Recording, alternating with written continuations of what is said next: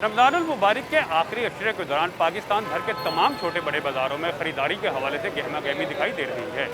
इस सिलसिले में हुकूमत पाकिस्तान ने कोरोना वायरस की बढ़ती हुई शरह के बायस मुल्क भर में आयद स्मार्ट लॉकडाउन के तहत बाज़ारों और तमाम कारोबारी मराकज़ के औकात मुकर्रर कर रखे हैं, जिसके तहत पाकिस्तान भर में तमाम छोटे बड़े बाज़ार और कारोबारी मराकज़ शाम 6 बजे बंद हो जाते हैं। मैं इस वक्त मौजूद हूँ लाहौर के इलाके इचरा बाज़ार में, जहाँ ख़रीदारों का रश दिखाई दे रहा है। अब से थोड़ी देर बाद पुलिस और इंतज़ामिया की टीमें यहाँ पर पहुँच जाएंगी और हुकूमत की जानिब से वज़ा करदा कोरोना SOPs के तहत तमाम बाज़ार को बंद कराया जाएगा।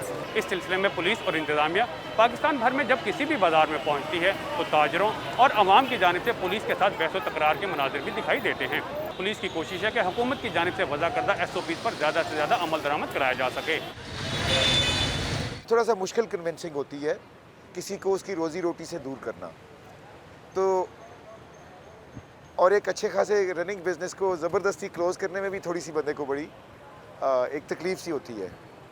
तो ये एक डिलेमा सा होता है, एक आयरनी है जिसको कि हम फेस करते हैं कि एक बिज़नेस किसी का क्लोज़ करवा रहे हैं because it needs to be done for the betterment of society, because COVID is a real threat. और हम ये समझते हैं कि लोगों को बचाने के लिए अगर बीमारी हमें लग जाए तो हम इसको कहते हैं कि इट्स वर्थ इट, बिकॉज आपने कुछ लोगों की जान बचा ली। तो अगर हमारे लोग उससे सफ़र होते हैं तो ज़ाहिर है दिस इज़ माई जॉब और I have to do that.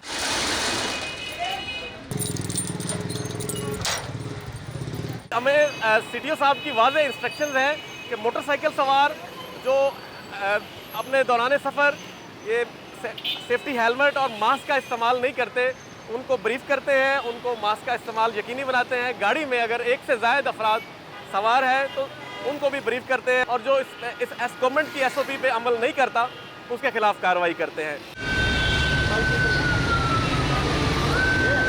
इंतज़ामिया और पुलिस ने पाकिस्तान भर के तमाम बाज़ारों के लिए छोटी छोटी टीमें तश्कील दी हुई हैं जो SOPs पर अमल दरामद को यकीनी बनाती है। इंतज़ामिया खिलाफ वर्जी करने वालों के खिलाफ इंसदाद कोरोना एक्ट के तहत कार्रवाइयाँ भी करती रहती है। मुख्तलिफ़ किस्म के एक्शंस लेते हैं। देखें जी, हमारा जो एक्सट्रीम एक्शन है वो तो बिज़नेस को बंद करना होता है, यानी कि बिज़नेस को सील करना होता है। हमारा जो ऑर्डिनेंस है जिसके तहत ये कोरोना की SOPs की हम इम्प्लीमेंटेशन करा रहे हैं उसमें FIR भी की जा सकती है। तो बहुत सारे ओकेजन्स पर हम FIR करते हैं जब हम देखते हैं कि कोई ऑफेंडर जो है वो ऑफेंस जानबूझ के कर रहा है या कोऑपरेट नहीं कर रहा लॉ इन्फोर्समेंट एजेंसीज़ के साथ, तो उसके खिलाफ जो है वो एक्सट्रीम मेजर भी लिया जाता है। अदरवाइज़ जो है वो सिर्फ बिज़नेस को शट डाउन किया जाता है। मुख्तलिफ हमारे पास और टूल्स हैं जिनको यूज़ करते हुए मुख्तलिफ लोगों को फ़ाइन्स भी किए जाते हैं ताकि उन लोगों को अंदाज़ा हो कि ये जो एक्शन है ये फाइनेंशियल पेनल्टी में भी रिज़ल्ट करेगा। ओवरऑल अब ये देखने में आया है कि जैसे जैसे इन्फोर्समेंट सख्त हुई है वैसे वैसे जो है वो कंप्लाइंस का लेवल जो है वो बेहतर होता जा रहा है। मैं आपको ये ज़रूर बताना चाहूँगा कि हमने एक SOP बनाई हुई है कि किस तरह की वायलेशन के ऊपर कितनी सज़ा देनी है। तो हम उस SOP को ज़्यादातर कोशिश करते हैं कि उसको फॉलो करें। अगर किसी ने टाइमिंग्स को वायलेट किया हुआ है तो हमारी SOP ज़्यादा सख्त है।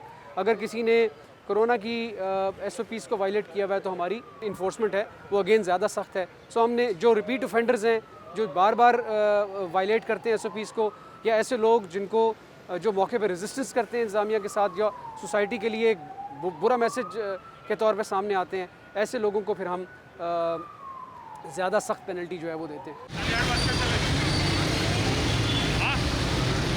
गुज़िश्ता साल पाकिस्तान भर में ईद उल फितर के मौके पर कोरोना वायरस की शरह में एकदम से तेज़ी से इजाफा देखने में आया था।